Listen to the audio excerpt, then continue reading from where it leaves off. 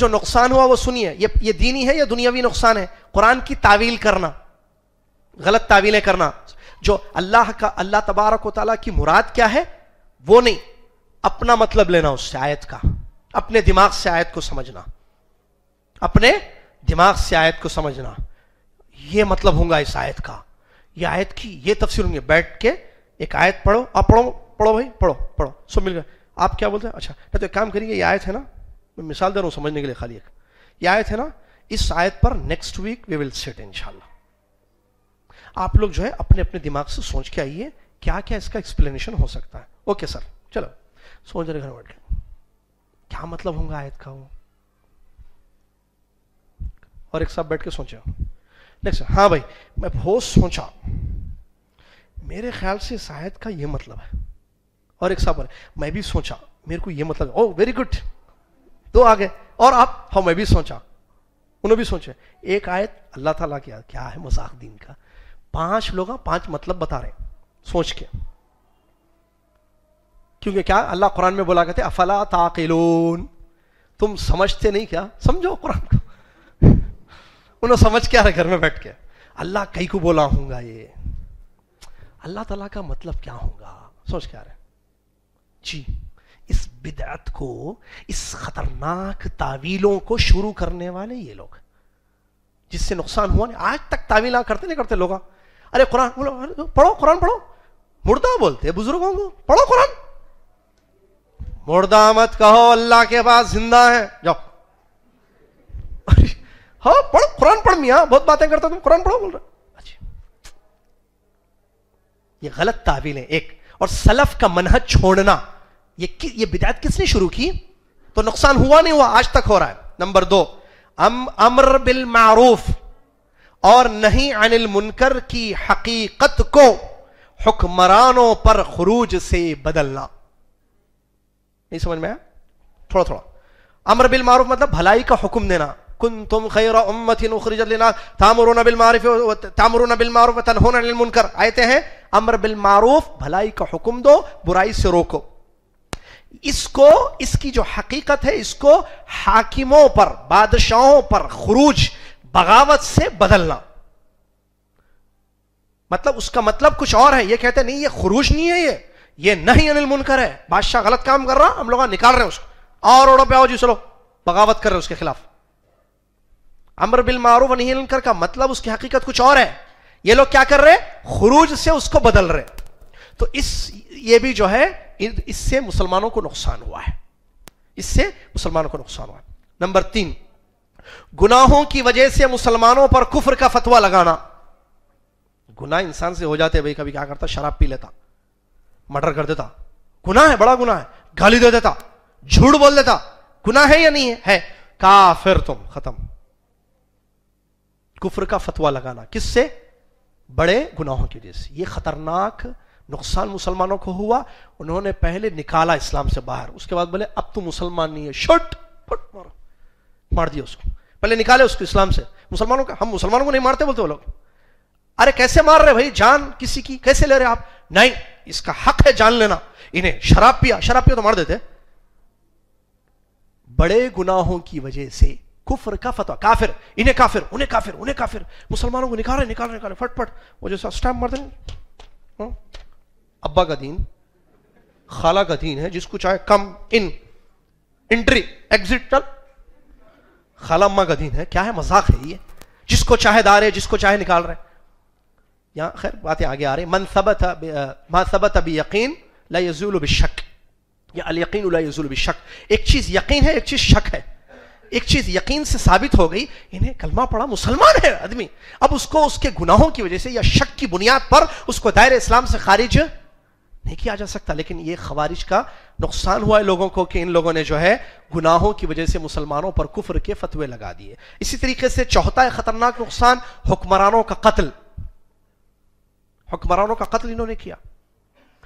عثمان رضی اللہ عنہ، علی رضی اللہ عنہ، خلفاء گزرے ہیں، اس کے بعد بھی جو حاکم آئے ہیں، بہت سارے حکمران گزرے ہیں، بادشاہ گزرے ہیں، ان لوگوں نے جو ہے ان کا قتل کیا، جس سے کافی زیادہ مسلمانوں کو نقصان ہوا۔ مسلمانوں کی پانچواں، مسلمانوں کی صفوں میں اختلاف پیدا کرنا، ان کی وجہ سے اختلافات ہوئے ہیں اور ہوتے آئے ہیں. تو یہ بھی بہت بڑا اس فرقے کا خوارج کا نقصان ہے.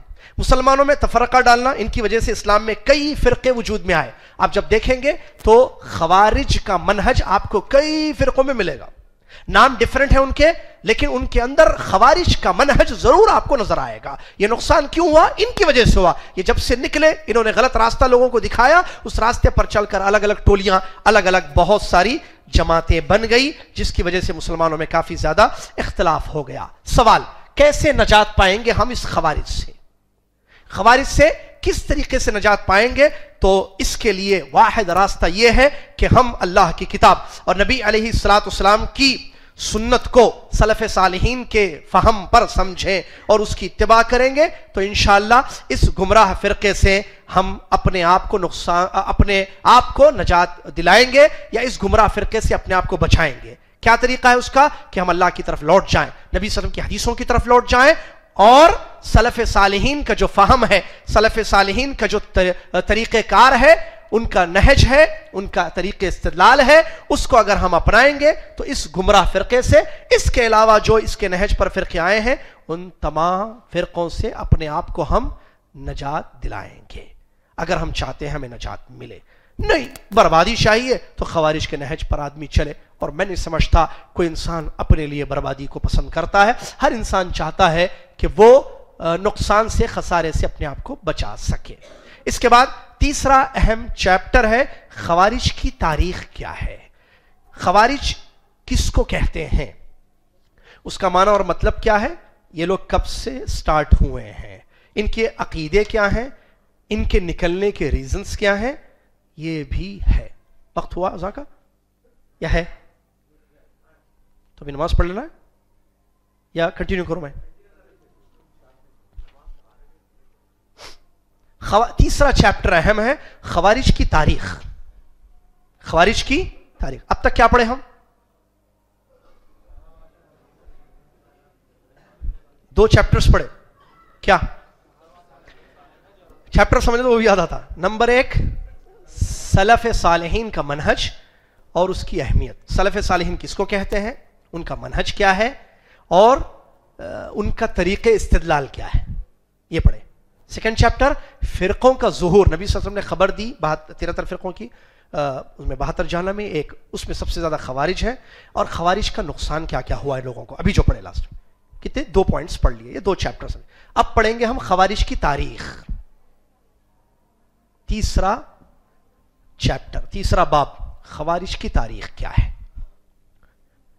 بعض لوگ بولتے نہیں وہ پہلے تھے آج نہیں ہے، بولتے یہ کون ہے، کہاں سے آئے، کیوں آئے، یہ بہت ضروری ہے جاننا.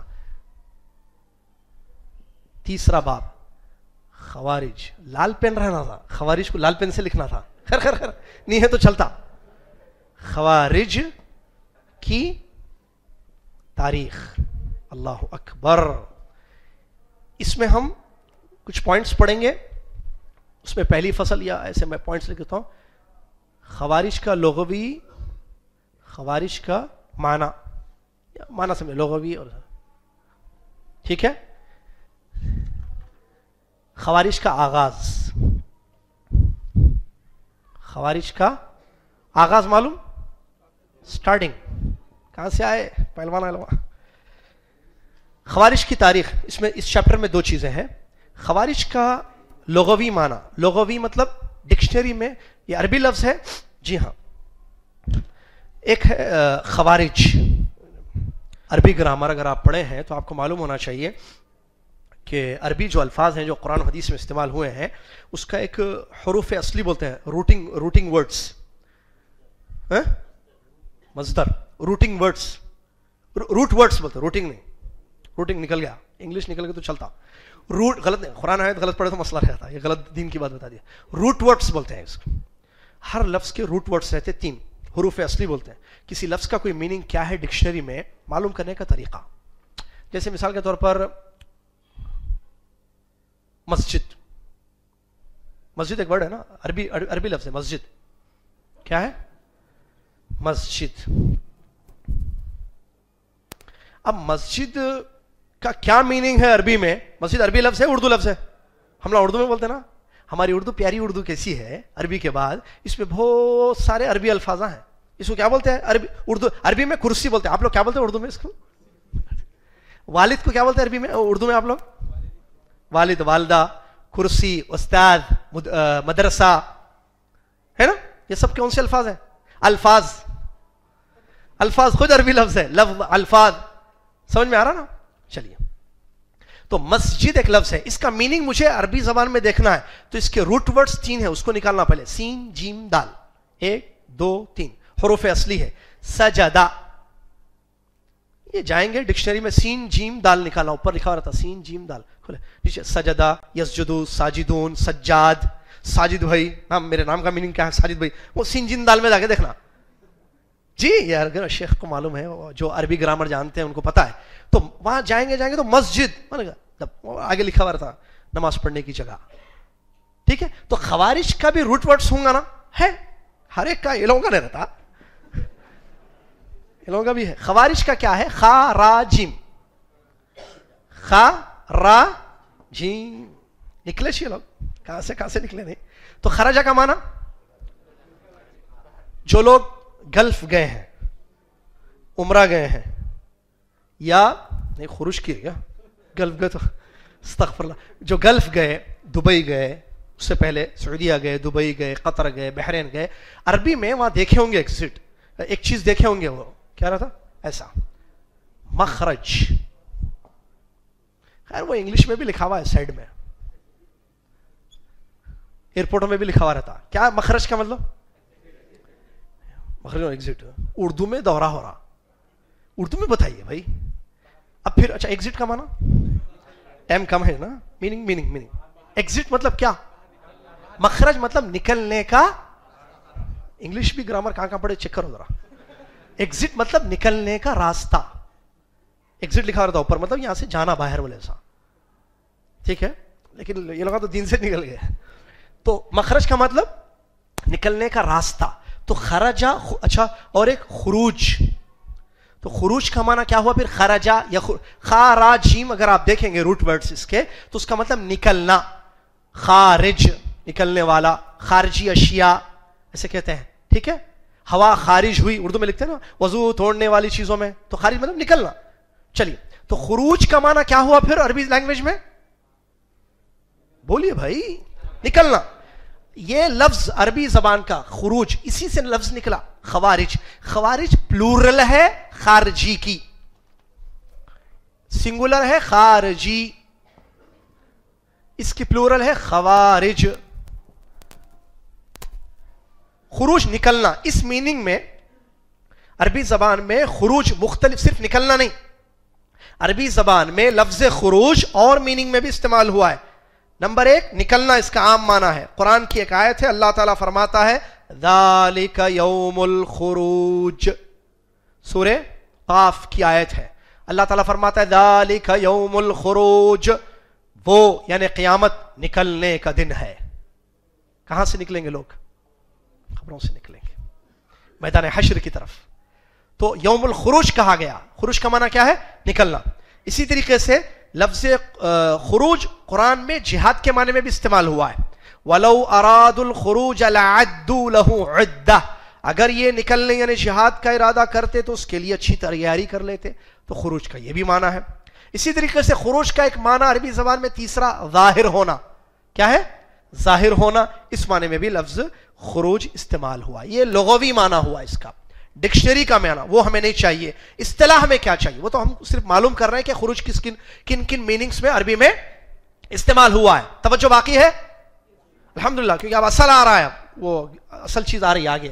کیونکہ نکلے کیوں یہ بھی تو معلوم ہونا. ٹھیک ہے، اور پھر ہم کیوں پڑھ رہے ہیں سب آخری میں. منکر کو دور کرنے کا جو مسئلہ ہے وہ بڑا اہم چیپٹر، لاسٹ 7واں چیپٹر. تو خوارج کا اصطلاحی معنی کیا ہے؟ اس سلسلے میں 2 قول میں نے لکھے ہیں. ایک قول، ہر وہ شخص، خارجی کس کو بولیں گے؟ جس کی پلورل خوارج ہے. ہر وہ شخص جو امام المسلمین یا حاکم وقت، جس کو لوگوں نے تسلیم کر لیا ہے، اس کے خلاف نکلے یعنی خروج کرے، وہ خارجی ہے، چاہے وہ صحابہ کے دور میں یا صحابہ کے بعد کے دور میں کیا ہو. پھر ایک مرتبہ، خارجی کا مطلب ہر وہ شخص جو حاکم وقت، بادشاہ وقت کے خلاف خروج کرے, نکلے, چاہے وہ صحابہ کے دور میں حضرت عثمان رضی اللہ عنہ کے خلاف نکلے ہوئے لوگ ہوں, یا حضرت علی رضی اللہ عنہ کے دور میں نکلے ہوئے ہوں, ان کے خلاف نکلے ہوئے لوگ ہوں, یا صحابہ کے بعد تابعین, تبع تابعین, آج بھی اگر کوئی بادشاہ وقت کے خلاف نکلتا ہے, بغاوت کرتا ہے, تو ایسی صورت میں اس کو خارجی بولا جائے گا. اکیلا ہے, زیادہ ہیں تو اس کو بولیں گے خوارج.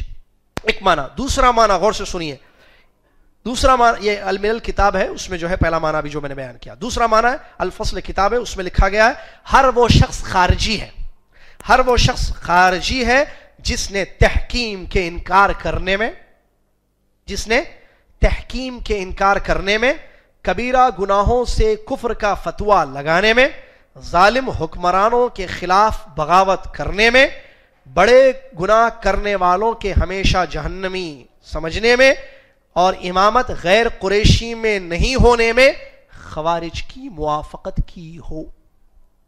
لمبا ہو گیا نا. یعنی کہتے ہیں علماء خارجی کون کون ہیں, ان کے پوائنٹس ہیں کچھ, اس میں موافقت کرنے والا. نمبر ایک, تحکیم. یہ تحکیم کیا مسئلہ ہے؟ ان الحکم الا للہ والا, اللہ کے سوا کسی اور کو حکومت کرنے کا, اللہ کی حکومت زمین پہ چلنا بس, کسی اور کی نہیں, کوئی حکم نہیں کر سکتا ہے. یہ خوارج کا منہج تھا. تو وہ بتا ہو یہ صحیح ہے, میں بھی مانتا ہوں اس کو. ایک. دوسرا جو ہے کبیرہ گناہ کرنے والوں کو کافر سمجھنا. تو ایک آدمی بول رہا میں بھی سمجھتا ہوں کہ ہر بڑا گناہ کرنے والا کافر ہے. اسی طریقے سے ظالم بادشاہ ہے, اگر کوئی بادشاہ تو ہے لیکن کیا ہے, ظالم حکمران ہے, ان کے خلاف بغاوت کر رہا ہے یہ. 3. چوتھی چیز, بڑے گناہ کر کے مرنے والا ہمیشہ جہنمی جائے گا, اس کا بھی یہی منہج ہے, یہی عقیدہ ہے. 5. امامت یعنی خلیفہ جو بنے گا یا بادشاہ ہوگا وہ صرف قریشی ہونا, اللہ کے نبی صلی اللہ علیہ وسلم کے خاندان سے رہنا, اللہ کے نبی صلی اللہ علیہ وسلم کے خاندان کے علاوہ کسی اور میں امامت کو تسلیم نہیں کرنے والا, قریشی میں نہیں ہونے. اس میں جو خوارج کے منہج کو اپنائے وہ کون ہے؟ خارجی ہے. سمجھ میں آیا؟ چلیے, خوارج کا آغاز کب سے ہوا؟ یہ خطرناک فرقہ جس نے امت کو نقصان پہنچایا ہے, آج بھی نقصان ہو رہا ہے, کب سے سٹارٹ ہوئے؟ سنیے, اس کی بیج ڈالنے والا شخص اللہ کے نبی صلی اللہ علیہ وسلم کے زمانے میں پایا گیا, جس کا نام ذو الخویسرہ, اس کی کنیت بتائی گئی ہے, نام میں کافی وہ ہے مسئلہ, اور وہ قبیلے بنو تمیم سے تعلق رکھتا تھا. اس نے جو ہے اس بیج کو بویا, خروج کو. لیکن نبی صلی اللہ علیہ وسلم کے دور میں ایز اے فرقے کی شکل میں یہ لوگ ظاہر نہیں ہوئے. سنیے, ہم نے جو لکھا ہے, خوارج کی بنیاد اللہ کے نبی صلی اللہ علیہ وسلم کے زمانے میں ہی ڈالی گئی. البتہ ایک فرقے کی شکل میں یہ لوگ حضرت علی ابن ابی طالب رضی اللہ عنہ کے دور میں ظاہر ہوئے. علامہ شیخ محمد ابن صالح ابن عثیمین رحمۃ اللہ علیہ, جو سعودی عرب کے بہت بڑے عالم گزرے ہیں, انہوں نے فرمایا اس امت میں پہلی بدعت خوارج کی تھی, اس امت میں پہلی بدعت خوارج کی تھی. ان کا سردار ذو الخویسرہ جو بنو تمیم سے تھا, نبی صلی اللہ علیہ وسلم پر اس نے خروج کیا. جب آپ مال غنیمت تقسیم کر رہے تھے, اس نے کہا اے محمد صلی اللہ علیہ وسلم انصاف کیجئے, یہ شریعت اسلامیہ کا پہلا خروج تھا. پھر حضرت علی رضی اللہ عنہ کے دور میں یہ ایک فرقے کی شکل میں ظاہر ہوئے اور ان پر خروج کیا, اور نعوذ باللہ ان کے خون کو حلال سمجھ کر ان کو شہید کر دیا. یہ ہے ان کا آغاز. جو میں حدیث سنا ہے نا تھوڑی دیر پہلے, کہ جب وہ نبی صلی اللہ علیہ وسلم مال غنیمت تقسیم کر رہے تھے, وہ شخص آیا, آ کر اس نے کہا کہ انصاف کرو, یا کہو ایک روایت میں کہ اللہ سے ڈرو. یہ سٹارٹنگ تھی. تو اس سے ایک بات معلوم ہو رہی, کیا خروج 2 ٹائپس کا ہوتا ہے. خروج جو ہے 2 قسم کا ہوتا ہے. وہ کیسے؟ ایک زبانی لسانی, ایک سینانی. کیا ہے؟ ایک زبانی اور دوسرا سینانی. لسان مطلب زبان, سینان مطلب ایسی ہوا میں. سینان مطلب جراحات السنان لہتیام, جراحات السنان لہتیام ولا یلتام ما جرح اللسان. عربی کے شاعر نے کہا تلوار کے زخم دھل جاتے ہیں, زبان کے زخم مٹتے نہیں ہیں. تلوار کے زخم ختم ہو جاتے ہیں, لیکن زبان سے کسی کو تکلیف دے وہ ہمیشہ اس کی اذیت دل میں رہتی ہے. چلیے, تو خروج 2 قسم کا ہوتا ہے. ایک زبان سے بغاوت کرنا, جو اس نے کیا تھا ذو الخویسرہ نے. ایک ہوتا ہے تلوار سے, ان کے خلاف آواز اٹھانا, ان کے خلاف بغاوت کرنا. تو اللہ کے نبی صلی اللہ علیہ وسلم کے خلاف اس نے جو بات کہی تھی کہ انصاف کرو, اللہ سے ڈرو, یہ بنیاد ڈالی اس نے. اور نبی صلی اللہ علیہ وسلم نے بیان فرمایا نا اس کے پیچھے قوم آئے گی، جو ہم نے پڑھی حدیث ابھی تھوڑی کچھ دیر پہلے جو ابو سعید خدری رضی اللہ عنہ کی حدیث تھی، تو علماء نے فرمایا ان کا آغاز بطور بنیاد خروج کا نبی صلی اللہ علیہ وسلم کے دور میں ہو گیا تھا، لیکن ایز اے فرقے کی شکل میں یہ حضرت علی ابن ابی طالب رضی اللہ عنہ کے دور میں ظاہر ہوئے، یعنی پہلے سے چل رہا تھا، بلکہ اگر چیک کریں تاریخ پڑھے حضرت عثمان رضی اللہ عنہ کے زمانے میں بھی جو ہے یہ مسئلے تھے، ٹھیک ہے، لیکن ایک فرقہ نے پہلے نبی صلی اللہ علیہ وسلم کے دور میں، دیکھیں میں سٹارٹنگ ان کا بتا رہا ہوں، نبی صلی اللہ علیہ وسلم کے دور میں اس نے یہ بات کہی، حضرت عمر نے کہا کہ مجھے اجازت دے اس کو قتل کر دوں گا، نبی صلی اللہ علیہ وسلم نے فرمایا کہ نہیں قتل نہ کرو، منع کر دیا نبی صلی اللہ علیہ وسلم نے قتل کرنے سے، چلا گیا وہ، نبی صلی اللہ علیہ وسلم نے پیشن گوئی فرما دی کہ اس کے پیچھے ایک قوم آئے گی جس کے پیچھے تم قرآن پڑھنے گے، بہت قرآن پڑھنے والے، نماز پڑھنے والے، روزہ رکھنے والے، حلق سے نیچے قرآن کا اثر نہیں ہوگا، نماز پڑھیں گے لیکن ایمان نہیں ہوگا ان کے دلوں میں، دین سے ایسے نکلیں گے جیسے تیر کمان سے نکلتا ہے نا حدیثیں۔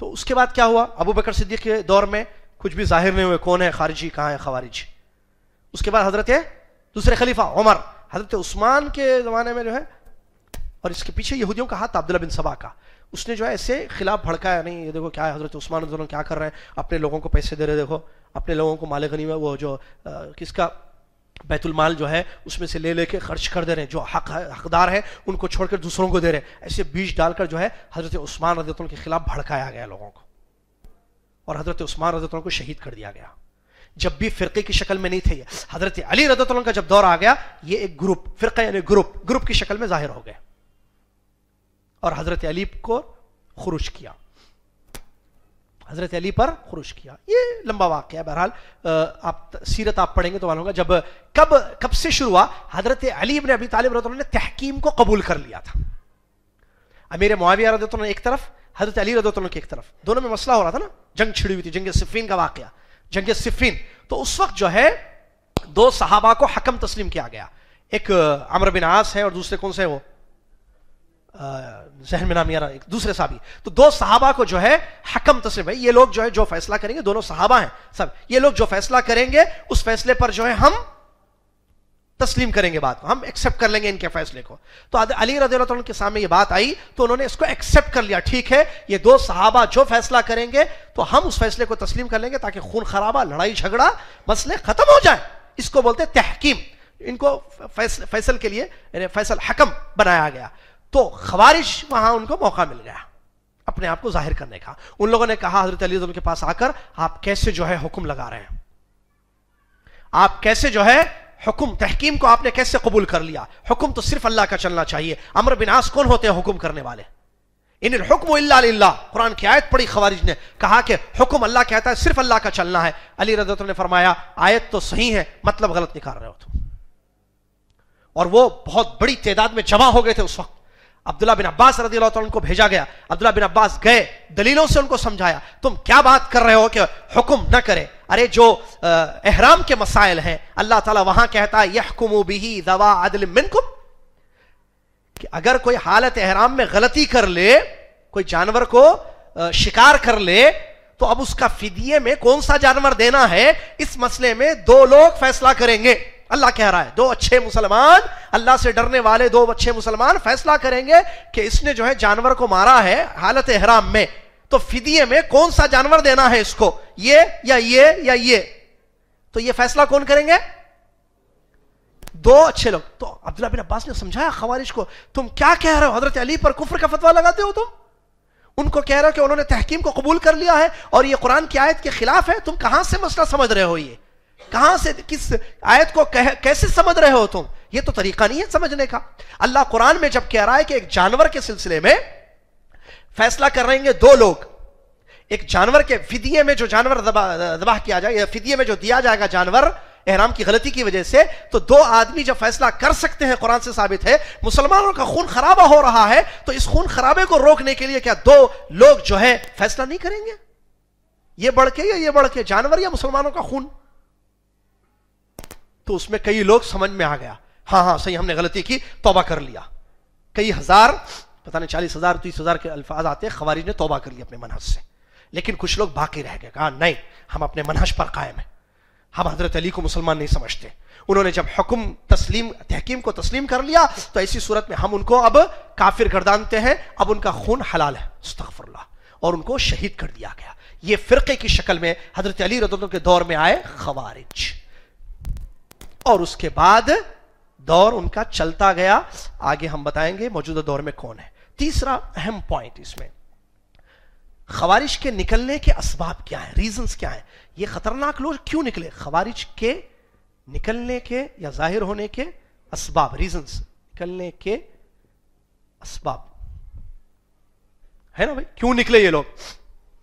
وہ توجہ باقی ہے الحمدللہ. پوچھ رہا ہوں میں، موضوع لمبا ہے یہ، ہے نا، موضوع لمبا ہے، وقت کی قلت کی وجہ سے اس کو سمیٹا جا رہا ہے. موضوع بڑا طویل ہے یہ، ٹھیک ہے، 8 گھنٹے چاہیے اس کو. ہم جو ہے اس کو سمیٹ رہے ہیں آپ کا خیال کرتے ہوئے. خوارج کے نکلنے کے اسباب، خلافت کے معاملے میں جھگڑا، ایک بڑا خلافت کے معاملے میں جھگڑا خوارج کے نکلنے کا پہلا سبب رہا ہے. انہوں خلیفہ نہیں ہونا، آپ حق نہیں ہے، آپ حق ہیں، آپ حق. بھائی کون تم بولنے والے؟ پبلک، یہ مسئلہ اس میں ایک ہوتا ہے حکم، کون خلیفہ بننا، کون بادشاہ بننا، یہ کس کا کام ہے؟ پبلک کا نہیں. پبلک جو ہے حکمران یا بادشاہوں کے امور میں دخل اندازی دیتی ہے، اس سے فتنے ہوتے ہیں. بادشاہوں کو، حکمرانوں کو اپنا کام کرنا ہے، عوام کو اپنا کام کرنا ہے. جہاں جہاں تاریخ اٹھا کے دیکھیے، عوام نے حکمرانوں کے معاملے میں، بادشاہوں کے معاملے میں دخل اندازی دی، وہاں سے فتنے شروع ہوئے. غلط. تو ان کا بھی نکلنے کا سب سے بڑا سبب علی رضی اللہ عنہ قابل نہیں ہے، فلاں نہیں ہے، فلاں نہیں ہے. آپ کون بولنے والے؟ کون ہے کون نہیں ہے قابل؟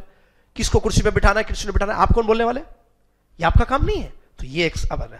دوسرا تحکیم کا معاملہ خوارج کا، جو ابھی تھوڑی دیر پہلے بتایا، حضرت علی رضی اللہ تعالیٰ نے جو تسلیم کر لیا تھا. ابو موسیٰ اشعری ہیں وہ دوسرے صحابی. حضرت جنگ صفین میں جب عمرو بن عاص رضی اللہ تعالیٰ اور ابو موسیٰ اشعری رضی اللہ تعالیٰ کے فیصلے کو تسلیم کیا علی رضی اللہ تعالیٰ نے، جس کو تحکیم کا معاملہ کہتے ہیں، انہوں نے کہا کہ نہیں، یہ بغاوت ہے، یہ اسلام سے نکلنا ہے. بغاوت نہیں، یہ اسلام سے نکلنا ہے. ان الحکم الا اللہ للہ کی آیت کی روشنی میں، لہٰذا ہم آپ کو کافر سمجھتے ہیں، آپ کے خون کو نعوذ باللہ حلال جانتے ہیں. یہ بھی ایک بڑا سبب رہا ہے اس خوارج فرقے کے نکلنے کا. دو، تیسرے حاکموں کا ظلم اور برائیوں کا عام ہونا. حاکموں نے ظلم کیا اور برائیاں پھیل گئیں تو خوارج نکلے. کہا کہ اب ان برائیوں کو ہم نکالیں گے. بادشاہ صحیح نہیں ہے، بادشاہ ظلم کر رہا ہے، بادشاہ جو زیادتی کر رہا ہے، تو خوارج نکلے. یہ کیا ہے؟ ریزنز بتا رہا ہوں میں، ابھی کیا بتا رہا ہوں؟ نکلنے کا اسباب. اسی طریقے سے ایک سبب علماء نے، مورخین نے لکھا ہے، قبائلی تعصب بھی ان کے اندر تھا. تعصب تھا قبیلے کا، یہ ہمارا وہ تمہارا، یہ قبیلوں کا جو تعصب ہوتا ہے، عنصریت، یہ بھی ایک سبب بنا خوارج کے ظاہر ہونے کا.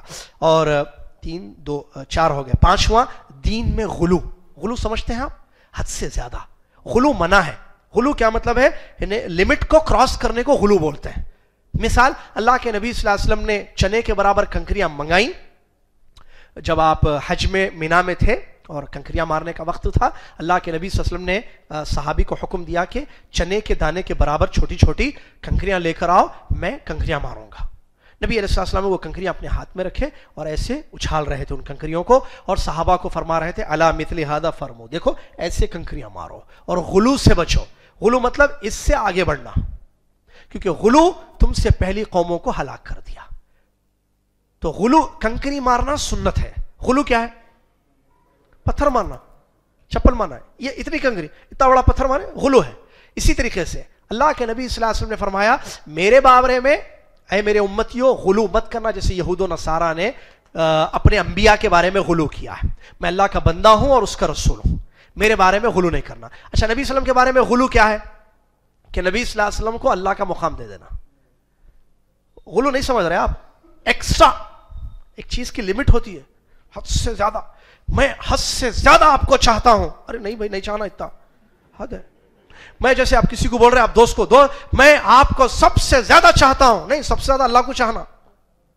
والذین آمنوا اشد حبا للہ، سب سے زیادہ کس کو چاہنا؟ اللہ تعالیٰ کو چاہنا. اس کے بعد کیٹیگری سے لوگوں کی، ماں باپ ہے، بچے ہیں وغیرہ، سب اپنی جگہ. چلیے، غلو حد سے آگے بڑھ جانا، کسی بھی معاملے میں، کسی بھی چیز میں حد سے آگے بڑھنے کو غلو. خوارج کے نکلنے کا ایک اہم سبب کیا ہے؟ غلو. شدت. شدت مطلوب ہے، سختی ہونی چاہیے، لیکن اس کی لمٹ ہے یا جتنا چاہے سختی کرنا؟ نہیں ہے، لمٹ ہے نا. اس لمٹ کو کراس کرنے کو غلو کہتے ہیں. اسی طریقے سے ایک بڑا اہم سبب خوارج کے نکلنے کا رہا کہ دین میں تفقہ نہیں تھا. کیا نہیں تھا؟ یہ کیا تفقہ؟ دین کی سمجھ. دین تھا، جذبہ تھا، سمجھ نہیں تھی دین کی. دین کو کیسے سمجھنا صحابہ کے طریقے پر، یہ نہیں تھا ان کے پاس. صرف جذبہ تھا، صرف شدت تھی، صرف برائیوں کو ہٹانے کا جذبہ تھا، لیکن تفقہ نہیں تھا ان کے پاس. برائیوں کو کیسے ہٹاؤں، کس طریقے سے دور کروں، اس کی وجہ سے یہ لوگ ظاہر ہوئے. اسی طریقے سے صحابہ سے دوری اختیار کرنا. اس پوائنٹ کو سمجھیے آپ. مجھے بتائیے خوارج فرقے کی شکل میں کون سے زمانے میں آئے؟ ابھی بتایا میں جلدی. علی رضی اللہ عنہ کے زمانے میں یہ لوگ نکلے. علی رضی اللہ عنہ کے زمانے میں صحابہ تھے یا نہیں تھے؟ پھر یہ لوگ کہاں تھے؟ یہ بیوقوف کہاں تھے؟ صحابہ موجود ہے بھائی. صحابہ سے دوری. علم کس کے پاس تھا؟ تو صحابہ کے پاس سیکھنا تھا نا، دین کو سمجھنا تھا. یہ الگ ہو گئے صحابہ سے؟ نہیں. کون کون ہے؟ ابو موسیٰ اشعری، عبداللہ بن عباس. صحابہ کے آپ پڑھیں حضرت علی رضی اللہ عنہ کے دور میں کون کون تھے؟ بہت صحابہ تھے. ان صحابہ کی زندگی موجود ہے ان کی. وہ بزرگ ہستیاں جن کے بارے میں اللہ نے قرآن میں کہا رضی اللہ والسابقون الاولون، اللہ نے فرمایا من المہاجرین والانصار. مہاجر صحابہ، انصار صحابہ کی زندگیاں موجود ہے، سرزمین پر ہیں، اور وہ لوگ خروج کر رہے ہیں. اس بدعت کو انہوں نے اپنایا. تو یہ ایک بڑا سبب ہے صحابہ سے دوری. آج بھی آپ دیکھیے خوارج علماء سے دور ہیں. وہاں صحابہ کے پاس علم تھا نا نبوت کا، اس علم سے مستفید ہوتے، قرآن کو سمجھتے، صحابہ سے موجود تھے، صحابہ موجود تھے، جاتے ان سے آیتوں کا مطلب پوچھتے، حدیثوں کا مفہوم بولتے، اور ان سے پوچھتے بھائی اگر بادشاہ ظلم کرے تو ہم کیا کرنا، اگر برائی ہم دیکھ رہے ہو تو کیسے دور کرنا. دین کو سمجھتے، دین کی سمجھ حاصل کرتے. نہیں کیا، انہوں نے دوری اختیار کی، خوارج بن گئے. آج جو خوارج ہیں علماء ان کے ساتھ نہیں ہے. آپ دیکھیے علماء نہیں، جاہل ہے پورے. علماء سے دوری یا علماء سے دور کرنا لوگوں کو. کیوں؟ کیونکہ ان کے اندر جو چیز ہے اس پر عمل کرنے کے لیے علماء ان کا ساتھ نہیں دیں گے. خروج کے خلاف علماء کہیں گے نہیں یہ حرام ہے، یہ حرام ہے، تو وہ لوگ کیا کر دیتے؟ ہٹا دیتے، اپنے آپ کو دور رکھتے. نہیں، بکے ہوئے علماء، کرسی کے علماء، پیسوں کے علماء، بادشاہ کے علماء، یہ ٹائٹلز دیتے علماء کو. کیا دیتے؟ ریالہ ڈال لے کے آتے جیب میں، بول کے بولتے بولو say what you want to say، جو بولنا ہے بولو. بولتے پیسے جیب میں رکھ کے آ کے بولو بولو تو بولتے علماء. علماء سے دوری یہ بہت بڑا سبب رہا خوارج کے زور کا. اللہ ان سے محفوظ رکھے، آمین. اس کے بعد اگلا باب، یہ خوارج کے عقائد اور ان کی صفات کیا ہیں. خوارج کے عقائد اور ان کی صفات.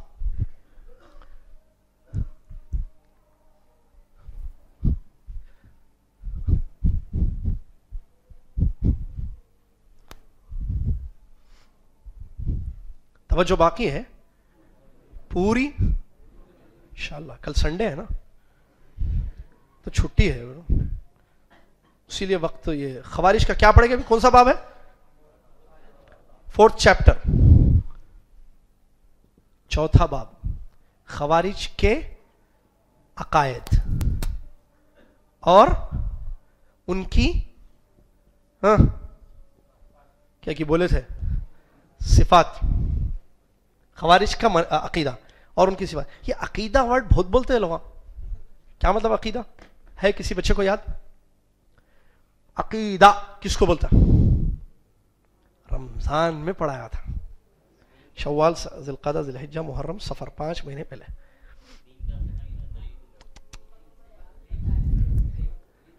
بلیف. ٹرانسلیشن انگلش میں نہیں پوچھ رہا ہوں میں.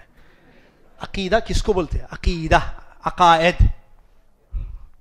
1 منٹ بھائی، کسی بات کا دل میں آپ بتائیں.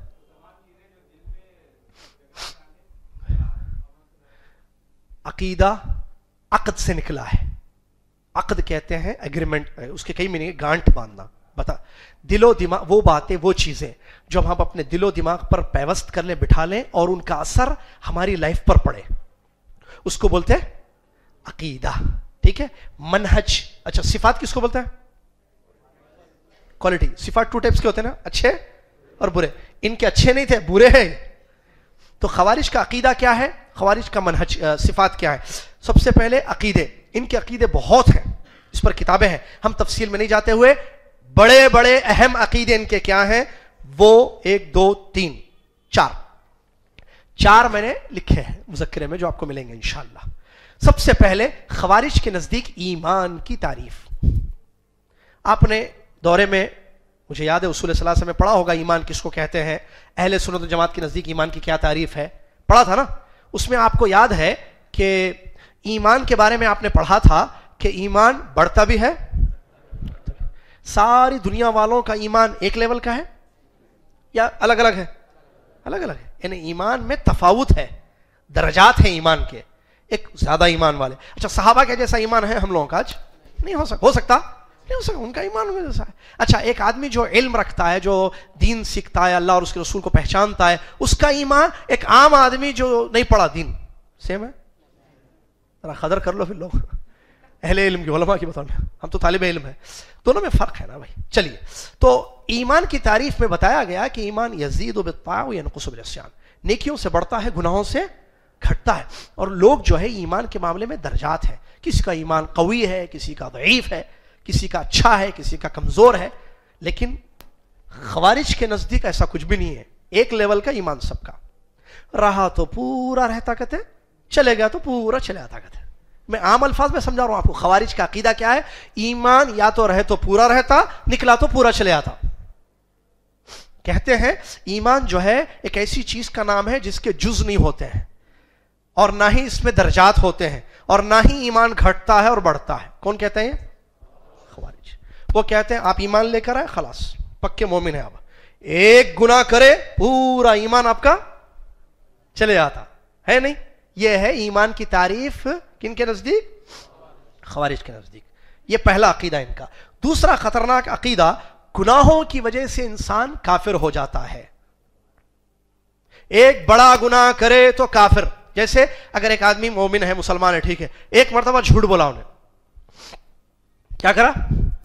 جھوٹ بولا ایک مرتبہ, ہونا بول کے بولا, بچنے کے واسطے, ابا کی مار سے بچنے کے لیے, استاد کی ڈانٹ سے بچنے کے لیے, کسی بھی سبب اس نے ایک بڑا گناہ کر لیا, ایک جھوٹ بولا, ایک مرتبہ گانا گایا. گانا بڑا گناہ ہے؟ ہاں, ہنسی آ رہی. گانا بڑا گناہ ہے؟ ہاں, چھوٹے چھوٹے ہیں. عام ہو گئے تو چھوٹے ہو جاتے ہیں. شراب عام ہو گئی, چھوٹے ہو گئے. مرڈر عام ہو گیا, اللہ محفوظ رکھے جانو. نہیں, کوئی چیز عام ہونے سے چھوٹی نہیں ہوتی. چھوٹی بڑی قرآن و حدیث کی روشنی میں دیکھنا ہے. خاندان میں سب پینے والے ہیں تو پینا چھوٹا گناہ ہے بھائی, حرام ہے. شراب حرام ہے, زنا حرام ہے, رشوت حرام ہے, قتل کرنا حرام ہے, بدامنی, شانتی کو بکھیر دینا, کسی کو تکلیف دینا, کسی کو مارنا, کسی کو جلانا, کسی کا مال لوٹنا, کسی کی دکان جلانا, کیا ہے یہ؟ نہیں بول رہے, حرام ہے. یہ بڑے گناہ ہیں, چھوٹے گناہ ہیں؟ بڑے پدا ہے سب, یہ بڑے بڑے گناہ ہیں, یہ نہیں کرنا یہ سب.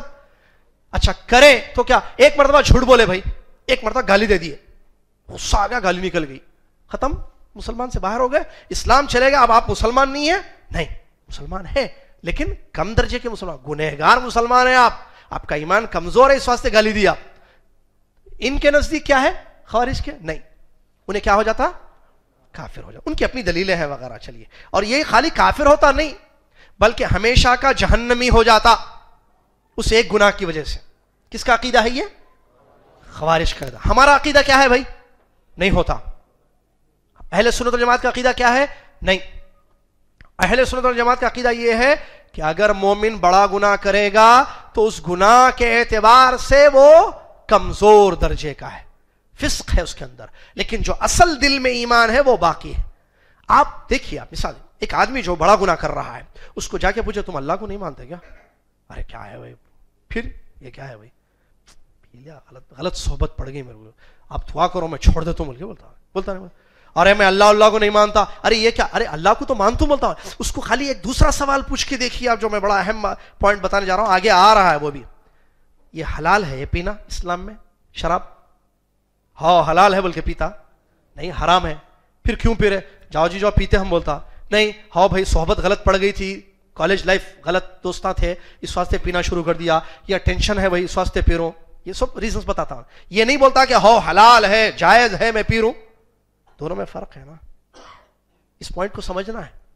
چلیے اب اس کو پوچھو تم شراب پی رہے, اللہ کو نہیں پہچانتے, اللہ پر ایمان نہیں ہے, مسلمان نہیں ہے. ارے کہیں کو نہیں ہے بھائی, بالکل ہے مسلمان. وہ نشے میں بھی بولتا ہاں مان تو اللہ کو بولتا, پھر کیوں پی رہے, ہاں پی رہا ہوں توبہ کر لیتا ہوں. ایسے تو ایمان تو ہے نا بھائی اندر, کیسے نکال رہے ایمان اس کا, کس بیس پر اس کو اسلام سے, دائرہ اسلام سے خارج کر رہے ہیں آپ, یہ غلط ہے. چلیے تیسرا خطرناک قسم کا عقیدہ خوارج کا کیا ہے؟ حکمرانوں کے خلاف بغاوت. خوارج ظالم حکمران کے خلاف بغاوت کرنے کو جائز قرار دیتے ہیں اور ان کے خلاف تلوار اٹھاتے ہیں. کون؟ خوارج.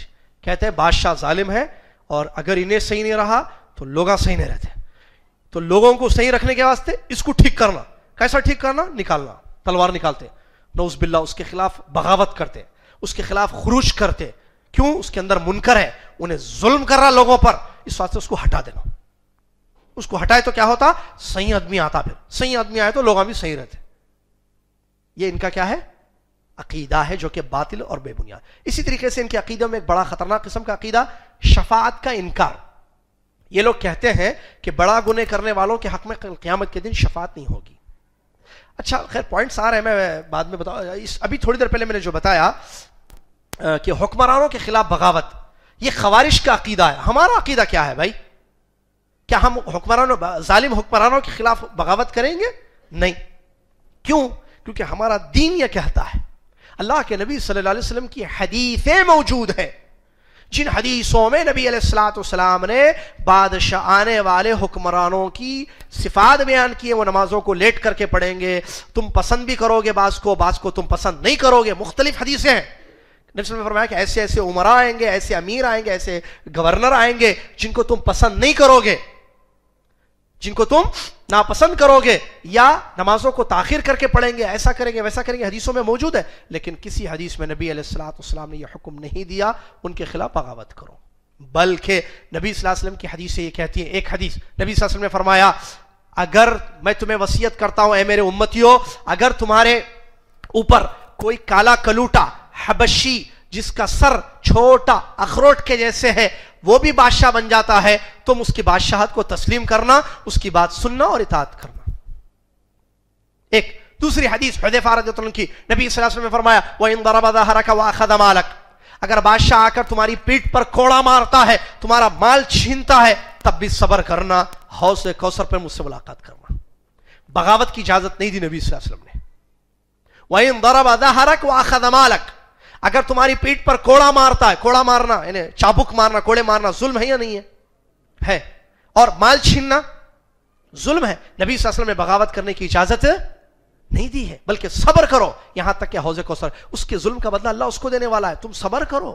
نبی صلی اللہ علیہ وسلم نے آواز اٹھانے بغاوت کرنے کی اجازت نہیں دی. اسی طریقے سے آپ جو ہے صحابہ کے دور میں حجاج ابن یوسف الثقفی کا واقعہ دیکھیے, کتنا بڑا ظالم تھا, جو عراق کا گورنر تھا. اس کے دور میں صحابہ موجود تھے, لیکن ان لوگوں نے کیا کہتے ہیں حجاج کے خلاف جو ہے بغاوت نہیں کی, بلکہ صبر کیا. اللہ کی طرف سے ایک آزمائش ہے یہ, اس کے ظلم کو برداشت کیا, اس پر صبر کیا, لیکن خروج اس پر نہیں کیا, نہ اس کے خلاف بغاوت کرنے کی اجازت دی. یہی سلسلہ چلتا ہے. آپ دیکھیں امام احمد بن حنبل رحمۃ اللہ علیہ, جو امام اہل سنت والجماعت ہیں, اتنے بڑے امام گزرے, ان کے دور میں ایک بہت بڑا فتنہ آیا. آج وہ فتنہ بھی آپ کو پتہ بھی نہیں ہوگا بہت سارے لوگوں کو, کیونکہ انہوں نے اپنے صبر کے ساتھ, ایمان باللہ کے ساتھ, اپنے صبر کے ساتھ انہوں نے اس فتنے کا قمع کر دیا, اس کو تباہ اور برباد کر دیا, لیکن بغاوت سے نہیں. کیا ہے معلوم ہے فتنہ؟ خلق قرآن. یہ جو اللہ تعالیٰ کی کتاب ہے قرآن, اس کو اس نے بادشاہ نے اس زمانے میں بادشاہ کہتا تھا کہ یہ قرآن مخلوق ہے. کیا بولتا تھا؟ قرآن مخلوق ہے, کلام اللہ نہیں ہے.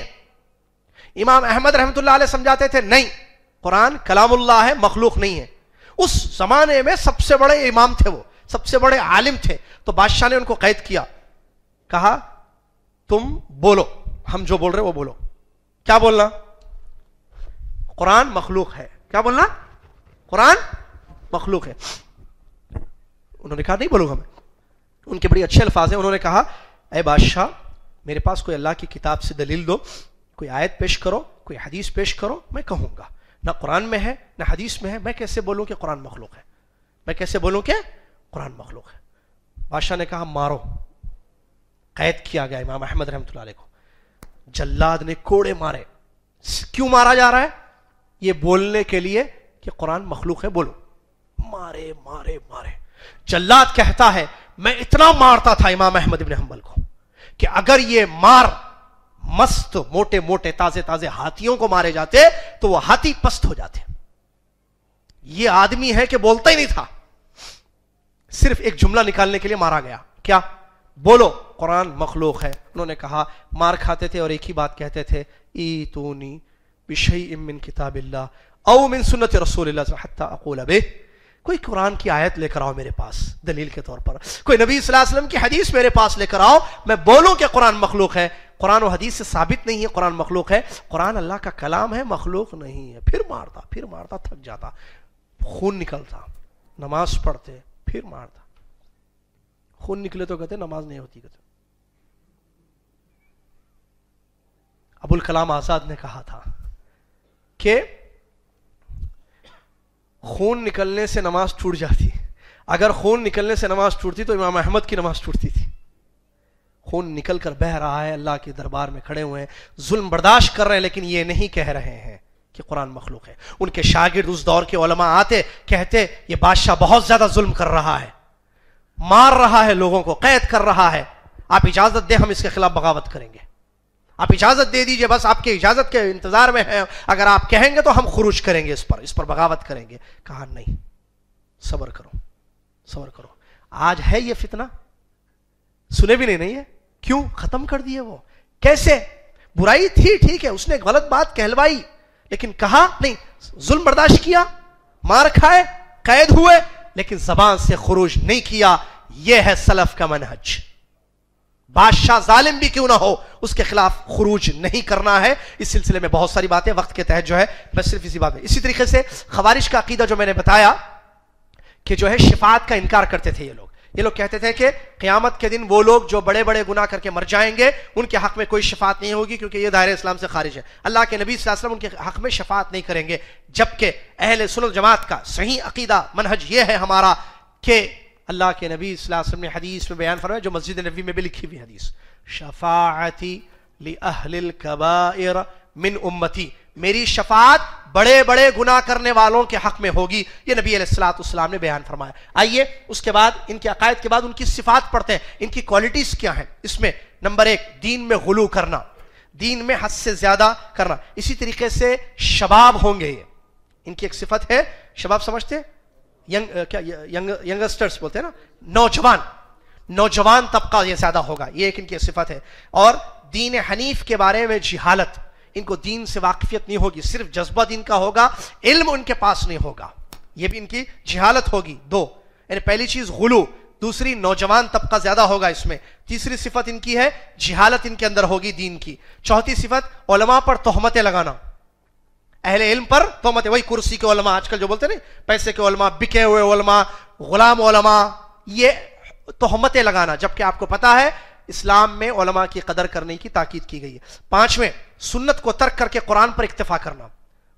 حدیثوں سے قرآن کو نہیں سمجھتے تھے، یہ صرف قرآن پر عمل کرتے تھے. قرآن بس، حدیث سائیڈ میں رکھو، حدیث صحیح ضعیف سب رہتے، قرآن صحیح ہے بس. یہ بھی ان کا ایک صفت ہے. اسی طریقے سے جماعت سے علیحدگی اختیار کرنا ان کی ایک صفت رہی ہے. جو جماعت ہے، جو حق پر قائم ہے، اس کے اندر کچھ خامیوں کو دیکھ کر یہ ایک الگ گروپ بناتے تھے. الگ مسلمانوں کی جو جماعت ہے حق پر، اس سے ہٹ کر ایک الگ اختیار کرنا راستہ، یہ بھی ان کی ایک صفت رہی ہے. کافروں کو چھوڑ کر مسلمانوں کا قتل کرنا ان کی ایک صفت رہی ہے. اس کا یہ مطلب نہیں ہے کہ کسی بھی کافر کو پکڑ کر مارنا. اسلام کا جو طریقہ کار ہے، جہاں جو ہے ڈیفنس میں ہوتا ہے، اس کی اپنی جگہ تفصیل جہاد کی اپنی جگہ مسائل ہے، وہ ہمارا موضوع نہیں ہے. بتانا مسلمانوں کا قتل عام کرنا، وہ آدمی جو آپ کو بھائی ہے، مسلمان ہے، اس کو پکڑنا مارنا، ان کی ایک خطرناک صفت رہی ہے. اسی طریقے سے ایک اور ایک صفت جو ذکر ہو چکی ہے اس سے پہلے بھی، حکمرانوں پر کفر کا فتویٰ لگانا. حکمرانوں پر کفر کا فتویٰ لگانا، یہ بھی ان کی صفت ہے. اور ایک خطرناک ان کی صفت ہے تفقہ فی الدین کی کمی. یعنی دین کی سمجھ ان کے پاس نہیں تھی. آیت پڑھتے تھے, نماز. آپ دیکھیں نبی صلی اللہ علیہ وسلم نے ان کے بارے میں کیا بیان فرمایا, یہ ایسی نمازیں پڑھیں گے. صحابہ کو مخاطب کر کے فرمایا ان کی نمازیں ایسی ہوں گی کہ تم سمجھو گے یہ تو ہم سے اچھا نماز پڑھ رہے ہیں, یہ قرآن پڑھیں گے تم سمجھو گے ہم سے اچھا قرآن پڑھ رہے ہیں, لیکن حلق کے نیچے اثر نہیں ہوگا, دین کی فقہ نہیں ہوگا, شدت ہوگی, جذبہ ہوگا, لیکن دین کی سمجھ جو ہونا چاہیے نا, صحابہ کیسا سمجھے دین کو, قرآن و حدیث کیسے سمجھنا چاہیے, اس کی کمی ان کے اندر ہوگی. یہ بھی بڑی اہم ان کی صفت ہے. اس کے بعد 5واں باب ماضی اور, یہ بھی مختصر ہے, ماضی اور حاضر میں خوارج کے فرقے. میں لکھوں گا نہیں, شاید وقت کی قلت ہے. 5واں باب مذکرے میں ہے یہ چیز, ماضی میں پاسٹ میں خوارج کون تھے اور موجودہ زمانے میں خوارج کون ہے. ٹھیک ہے, ماضی میں مختلف ناموں سے خوارج دنیا میں آئے, ان میں ایک بڑا فرقہ حروری, ان کے صرف نام میں ذکر کر رہا ہوں, تفصیل نام کیوں پڑھا کیسے پڑھا تفصیل ہے. ماضی میں پاسٹ میں اس فرقے کے جو نام ہے وہ ہے حروری, نجدات, مارقہ, محکمہ, ازارقہ, اباضیہ. یہ دور ماضی میں خوارج کے نام ہیں. اب دور حاضر میں کون ہے بھائی؟ ہے دور حاضر میں کون ہے اور کہاں ہے؟ روافض, تقریباً تمام ممالک میں. روافض, رافضی نہیں معلوم جی, اصلی نام روافض ہے. ایک فرقہ اثنا عشریہ, یہ بھی خوارج ہیں. جماعت المسلمین, یہ بھی خوارج ہیں. نصیری, معلوم نصیری نہیں معلوم ہے, نام سن لیجئے بس, بعد میں تفصیل معلوم ہے. نصیری فرقہ جو شام وغیرہ میں ہے, لبنان میں. القاعدہ, تقریباً تمام ممالک میں, یہ بھی خوارج ہے. داعش, عراق کے, ہاں پکے خوارج. بوکو حرام, نائجیریا میں. کون ہے بوکو حرام؟ ایک بار پھر لوں نام, خاص ہے بولو. روافض خوارج ہیں. اثنا عشریہ جو خاص فرقہ ہے ایک الگ, خوارج ہیں. جماعت المسلمین خوارج ہیں. نصیری خوارج ہیں. القاعدہ جہاں بھی ہیں یہ لوگ اس نام سے خوارج ہیں. یہ سیم وہی عقیدے وہی منہج ہے ان کے, نیم الگ ہے. داعش جس کو کیا اور بھی نیم سے ان کے, IS دور حاضر کے خوارج. IS ہے, ISIS ایک بولے تو 4-5 بول رہے ہیں. ISIS عربی میں داعش بولتے ہیں اس کو. عراق میں جو ہے نا بغدادی, کیا ہے خوارج پکا, کیا ہے یہ خوارج. بوکو حرام کہاں ہیں یہ لوگ؟ نائجیریا میں, یہ بھی خوارج ہیں. اس کے بعد 6واں باب جو سیکنڈ لاسٹ ہے, خوارج کے دلائل کا جائزہ اور اس کا رد. ان کے پاس دلیلیں بھی رہتی ہیں, قرآن سے حدیث سے دلیلیں دیتے لوگ, ایک دلیل ہے ان کے پاس, اتنی بڑی بڑی کتابیں ہیں اس پر دلیلیں ان کے مختلف دلیلیں ہیں. بہرحال اس میں کچھ چیزیں, کچھ پوائنٹس میں نے, آپ عوام ہیں اس میں طلبہ بھی ہیں, آپ کو جو معلوم ہونا چاہیے وہ میں بتا رہا ہوں. خوارج قرآنی آیات سے تعویلیں کرتے ہوئے استدلال کرتے ہیں, آیات کو صحابہ کے فہم پر نہیں سمجھتے. یہ بنیادی پرابلم ہے ان کے پاس. آیت سے دلیل لیتے لیکن آیت کا صحیح مطلب صحابہ جو لیے وہ یہ لوگ نہیں لیتے, الٹا مطلب لیتے. ایک دوسرا, متشابہ آیات کے پیچھے دوڑتے ہیں, جو بتا چکا ہوں میں, یہاں لکھا تھا, یاد ہوں گا آپ کو, میں لکھا تھا, میرے کو یاد ہے. متشابہ آیتوں کے پیچھے دوڑتے ہیں جبکہ یہ غلط طریقہ ہے. ظاہری نصوص پر عمل کرتے ہیں. کیا مطلب؟ ظاہر کیا ہے؟ حدیث پڑھو, ہاں دیکھو کیا بول رہے ہیں نبی صلی اللہ علیہ وسلم, حد سے روکو, ہم جا رہے ہیں حد سے روک رہے ہیں. ارے مطلب کیا, کس کے بارے میں بھائی حد سے روکنے کا؟ یہ تفصیل ان کے پاس نہیں. ظاہری جو نصوص ہے اس کو لیتے ہیں. کون؟ خوارج. سن رہے ہیں؟ توجہ. کافروں, مشرکین مکہ, کفار مکہ سے متعلق جو آیتیں نازل ہوئی ہیں ان کو مسلمانوں پر فٹ کرتے ہیں. سمجھ میں؟ قرآن میں آیتیں ہیں مشرکین مکہ کے بارے میں, مکہ کے, ان آیتوں کو کس پر فٹ کرتے ہیں؟ مسلمانوں پر. اس کو ذرا یاد رکھیے, پورا مذکرہ محفوظ رکھیے اپنے پاس. مشرکین مکہ کے سلسلے میں, کفار مکہ کے سلسلے میں جو آیتیں اتری ہیں ان آیتوں کو کس پر فٹ کرتے ہیں؟ آج کے مسلمانوں پر فٹ کرتے ہیں. اسی طریقے سے مستحل اور مرتکب غیر مستحل میں فرق نہیں کرتے. یہ کیا ہے بھائی؟ مستحل اور غیر مستحل. میں لکھتا ہوں یہاں پر, کہاں گیا پین؟ مستحل اور غیر مستحل.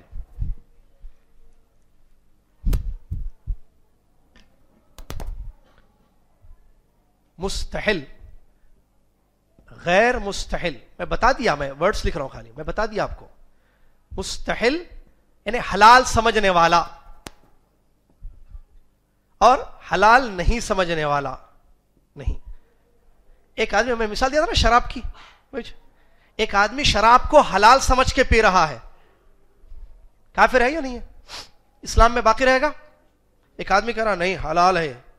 ایک آدمی غیر مستحل ہے, پی رہا, کیا سمجھ کے پی رہا؟ دونوں میں فرق ہے. ایک آدمی نماز نہیں پڑھ, ایک آدمی روزہ چھوڑ رہا ہے, ایک آدمی روزہ چھوڑ رہا ہے, دونوں چھوڑ رہے ہیں.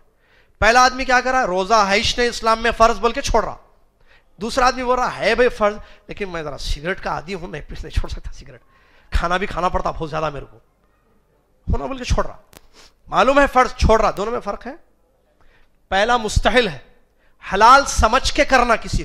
اللہ تعالیٰ نے جس کو حرام کر دیا, اگر کوئی شخص اس کو حلال, اللہ تعالیٰ نے جس کو حرام کر دیا, اگر کوئی شخص اس کو حلال سمجھ کے کرے تو وہ دائرے اسلام سے خارج. اللہ تعالیٰ نے جس کو حرام کر دیا اس کو حلال سمجھنا, اللہ تعالیٰ نے جس کو حلال کیا اس کو حرام سمجھنا. بہت مسئلہ ہے. تو یہاں یہ مسئلہ ان کا ہے. یہ اس میں فرق نہیں کرتے. کون؟ خوارج. یہ کرتے سب ایک ہی ہے, جبکہ یہ غلط ہے. ارے بھائی انہیں حرام سمجھ کے کام کر رہا ہے, آپ حلال سمجھ کے کر رہے ہیں, دونوں میں فرق ہے یا نہیں ہے؟ چلیے, نصوص کو غیر مراد طریقے پر جاری کرنا. مطلب آیت کا اللہ کی مراد کیا ہے, رسول وسلم کی مراد کیا ہے, اس کو چھوڑ کر اپنا مطلب نکالتے ہیں یہ لوگ. یہ بھی خوارج کی دلیل ہے. ان کے اہل علم نے اس کا رد کیا, جس میں شیخ الاسلام ابن تیمیہ رحمۃ اللہ علیہ پرانے دور میں اور قریب میں محمد بن عبد الوہاب رحمۃ اللہ علیہ, ان لوگوں نے ان کا تعاقب کیا اور ان کے دلائل کا بہترین طریقے سے رد کیا, جس کی تفصیل اپنی جگہ ہے. خوارج کے ایک ایک دلیل کو پکڑ کر اس کا رد کیا ہے. اس سلسلے میں کتابیں موجود ہیں اور ان کے ردود بھی موجود ہیں. تیسری فصل, خوارج پر علماء کا حکم کیا ہے. یہ پوائنٹ سیکنڈ لاسٹ چیپٹر سے پہلے کیا ہے, خوارج کیا ہے, کافر ہیں یا نہیں. یہ بھی بڑا اہم مسئلہ ہے. ان کو کیا سمجھیں ہم, کافر سمجھیں یا نہیں سمجھیں. اس سلسلے میں علماء کی تفصیل ہے. علماء نے جو ہے, کیونکہ خوارج ایک فرقہ نہیں ہے, میں نے لکھا ہے, میں نے جو لکھا ہے وہ پڑھ کے بتا دوں. چونکہ خوارج کے مختلف فرقے ہیں اس لیے حکم بھی مختلف ہوگا, اس میں کوئی شک نہیں ہے.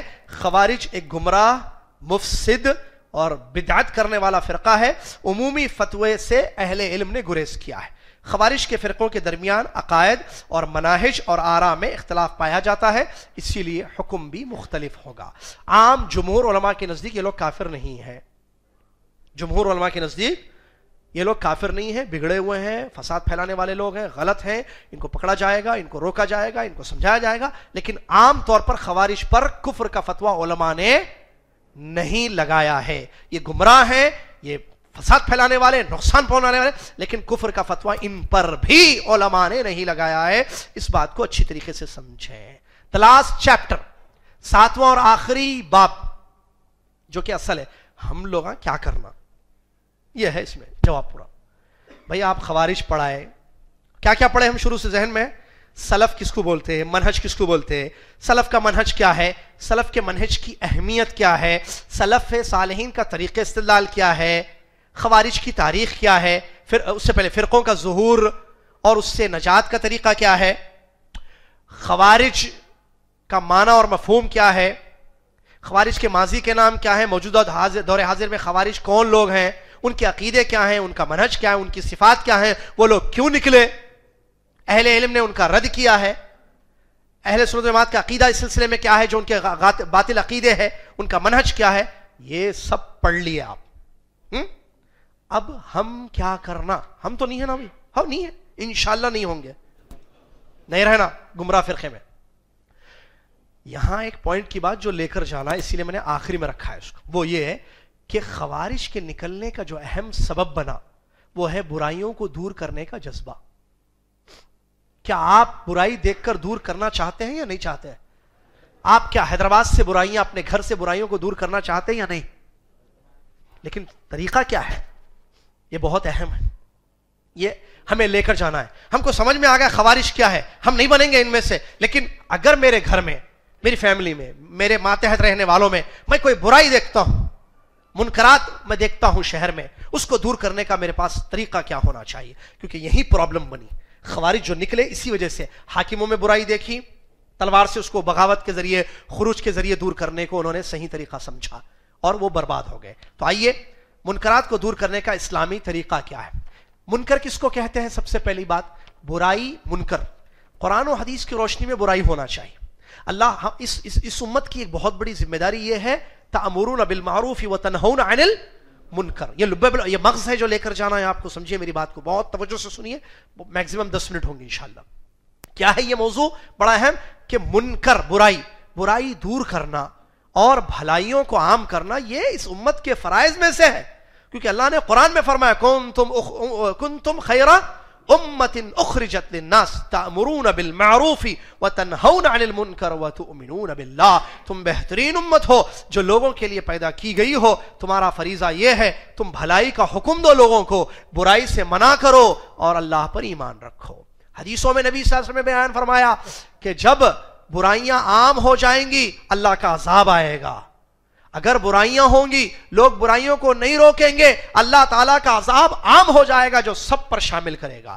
حدیث میں نبی علیہ السلام نے کشتی کی مثال دی، آپ کو یاد ہوگا، سنا ہوگا خطبوں میں آپ نے. نبی صلی اللہ علیہ وسلم نے برائی کو اگر نہیں روکیں گے تو کیسے نقصان ہوگا. آپ نے مثال دی، کشتی کے 2 فلور تھے، گراؤنڈ اور فرسٹ فلور والوں کو نہیں، گراؤنڈ فلور والوں کو پانی چاہیے تھا. فرسٹ فلور والوں کے پاس جاتے، کشتی میں 2 دور تھے، اوپر جاتے بھائی ذرا پانی دو، بلکہ لے کے آتے، پانی پیتے. وہ لوگ سوچے بار بار اوپر والوں کو تکلیف نہیں دینا، بار بار اوپر والوں کو جا رہے پانی پوچھ رہے، وہ لوگ آرام کرتے رہتے وغیرہ وغیرہ. بہرحال سمجھانے کے لیے حدیث. اپنے کام کریں گے کہ یہ کہاں کا واقعہ ہے؟ کشتی کا. وہ لوگ بولے سوراخ کریں گے کشتی میں، ایک چھوٹا پانی آتے رہتا، جتنی ضرورت ہے لے لینا، اوپر والوں کو پرابلم نہیں، ہمارا پانی ہمارا کو، ان کا پانی ان کو. وہ لوگ چک ٹک ٹک ٹک ٹک شروع کرے، اوپر آواز آئی، ارے یہ کیا سوراخ کرے؟ کیوں کر رہے؟ تکلیف نہیں دینا بھائی لوگوں کو. اوپر سوراخ کرے، جا کے اگر ان کا ہاتھ پکڑ کے نہیں روکے، رسول اللہ صلی اللہ علیہ وسلم نے فرمایا تو ڈوب جاتے سب. کیوں؟ پانی جب سوراخ سے کشتی میں آتا آتا آتا آتا کشتی چلے آتی، سب چلے آتے. غرقوا جمیعا. نبی صلی اللہ علیہ وسلم نے فرمایا اگر یہ ایک غلط کام کر رہے ہیں لوگ، اگر ان کے غلط کام کو نہ روکا گیا سارے لوگ ڈوب جائیں گے. اگر روک دیے، پکڑ لیے، نہیں سوراخ کرنا، پانی ہم دیتے، تو سب نجو جمیعا. نجات ہوتی نہیں ہوتی؟ ہوتی. تو یہ مثال دی نبی صلی اللہ علیہ وسلم نے کہ اگر قوم میں، معاشرے میں، سوسائٹی میں برائیاں ہوں، اگر ہم نہیں روکیں گے برائیوں کو تو اللہ کا عذاب سب پر آئے گا. تو اس سے کیا معلوم ہوا؟ برائیوں کو روکنا. اور وہ جو مشہور حدیث کئی لوگ بولتے، وہ حدیث کون سی؟ صحیح حدیث ہے، من رأى منكم منكرا فليغيره بيده فإن لم يستطع فبلسانه فإن لم يستطع فبقلبه وذلك أضعف الإيمان. ایمان جو صحیح مسلم کی حدیث ہے. نبی صلی اللہ علیہ وسلم نے فرمایا اگر کوئی شخص برائی کو دیکھتا ہے اور ہاتھ سے نہیں روکتا، برائی کو دیکھتا ہے تو ہاتھ سے روکے، ہاتھ سے نہیں روک سکتا ہے زبان سے روکے، زبان سے نہیں روک سکتا ہے دل سے روکے، یعنی دل میں برا جانے، اور یہ کم تر درجے کا ایمان ہے. اب اس کو لے کے کئی ہے مسئلے. اب اس میں تفصیل بھائی، یہ انکار، ہاتھ سے روکنا، زبان سے روکنا، دل سے روکنا، ان تینوں کی وضاحت کیا ہے؟ ہاتھ سے کون روکنا؟ جو اس کی استطاعت رکھتے ہیں. آپ روک سکتے ہاتھ سے؟ ہاں روک سکتے، روکو. جیسے بیوی بچوں میں کوئی برائی ہے، بیوی بیٹھ کے جو ہے چینلاں بدل کے فلماں دیکھتے جا رہی، ایسا پکڑ کے روکنا، روک سکتے ہاتھ سے؟ روک سکتے. بیوی جو ہے سگریٹ نکال کے یا جو ہے ڈرگس روکنا ہاتھ سے. بچہ کوئی برائی کر رہا بیٹا، ہاتھ سے روک سکتے؟ روک سکتے. اسکول میں پرنسپل یا ٹیچر بچوں میں کوئی برائی دیکھ رہا ہے، ہاتھ سے روک سکتا؟ روک سکتا. پولیس لوگوں میں کوئی برائی دیکھ رہی ہے، ہاتھ سے روک سکتی پولیس؟ روک سکتی. بادشاہ مسلمانوں میں، عوام میں کوئی برائی دیکھ رہا ہے، روک سکتا ہاتھ سے؟ یس روک سکتا، روکو. لیکن ہاتھ سے روکنے کے سلسلے میں کچھ ضروری باتیں ہیں. جو ہاتھ سے دور کر سکتا ہے وہ دور کرے گا. یہاں ایک قاعدہ بتایا گیا, اگر برائی زبان سے دور ہو سکتی ہے, اگر برائی کو میں زبان سے دور کر سکتا ہوں تو ہاتھ کا استعمال نہیں کروں گا. قاعدے سنتے جائیے, پوائنٹس. اگر میں زبان سے برائی کو دور کر سکتا ہوں تو میں ہاتھ کا استعمال نہیں کروں گا. اسی طریقے سے اگر میں یہ دیکھتا ہوں کہ ہاتھ سے میں نے اگر یہ برائی دور کر دی تو یہ اس برائی کی جگہ دوسری برائی آئے گی, اس برائی کی جگہ دوسری برائی آئے گی, تو ایسی صورت میں ہاتھ کا استعمال نہیں کروں گا, چھوڑ دوں گا اس کو. اگر ہاتھ سے روکنے میں مجھے اس بات کا خدشہ ہے یا یقین ہے کہ اس کی جگہ دوسری برائی ہوگی, اگر میں روک دوں گا اس کو, تو کیا کرنا؟ روکنا نہیں روکنا ماں. کیوں؟ اس لیے کہ اسلام کا مقصد کیا ہے؟ برائیوں کو کیوں دور کرنا بتائیے؟ تاکہ برائیاں ختم ہو جائے. اگر میں یہ دیکھتا ہوں کہ میں جس راستے سے کر رہا ہوں یا میں جس جو سامنے والا ہے اس کو میں ہاتھ سے روک رہا ہوں تو وہ کرے گا اس کے علاوہ دوسری برائی, تو پھر فائدہ ہی نہیں ہونا یا روکنے کا, یا اس سے بڑی برائی کرے گا. وہ ایک غلط کام کر رہا, میں اگر روکوں گا ہاتھ کا استعمال کر کے تو وہ اس سے بڑا غلط کام کرے گا, میں روکوں گا اس کو نہیں, تاکہ وہ بڑا کام نہ کرے, وہ جو نہیں کر رہا ہے میرے روکنے کے بعد وہ کرے گا. سمجھ میں آ رہا ہے یا نہیں جی؟ اسی طریقے سے اگر مجھے اس بات کا ڈاؤٹ ہے کہ ہاتھ سے میں برائی کو روکوں گا تو یہ برائی پھیل جائے گی لوگوں میں, اگر میں روکوں گا تو برائی کیا ہو جائے گی؟ عام ہو جائے گی. کیا میں روکوں گا؟ ایک آدمی برائی کر رہا ہے, اگر میں ہاتھ سے روکوں گا اس کو تو وہ چھوڑ کر پھیلا دے گا اس برائی کو اور زیادہ. کروں گا میں ہاتھ کا استعمال؟ نہیں کروں گا.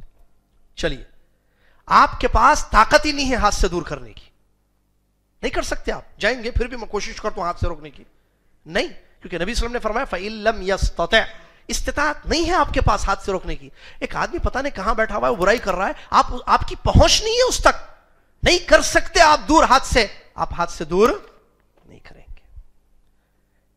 اور اسی طریقے سے اگر ہم روک سکتے ہیں ہاتھ سے, پاور بھی ہمارے پاس ہے, اور ہمیں ڈر بھی نہیں ہے کہ برائی اور زیادہ ہوگی, نہ ہمیں اس بات کا ڈر ہے کہ وہ برائی پھیل جائے گی, نہ ہمیں اس بات کا ڈر ہے کہ اس سے بڑی برائی آئے گی, سب ریڈی ہے, جا کے روکنا ہاتھ سے نہیں. علماء سے رجوع ہو کے پوچھ لینا. دیکھیے علماء کے پاس جانا, علماء اہل علم کے پاس جانا اور کہنا کہ ہمارے محلے میں ایک برائی ہے, اور یا ہمارے گھر میں یا ہمارے محلے میں, اور میں وہ برائی روک سکتا ہوں, اور مجھے یقین ہے کہ میں برائی روکوں گا تو وہ ختم ہو جائے گی, اس کے جیسی کوئی برائی بھی نہیں آئے گی, نہ اس سے بڑی کوئی برائی آئے گی, نہ وہ برائی پھیل جائے گی, سب کچھ ہے میرے پاس. کیا کہتے ہیں آپ؟ علماء سے پوچھنا. علماء اجازت دیں گے تو آپ اس برائی کو ہاتھ سے روکیے, ورنہ نہیں روکیے. یہاں ایک بات, برائی, شروع میں ایک بات بتانا بھول گیا, برائی میری آپ کی نظر میں نہ ہو, برائی کس کی نظر میں ہو؟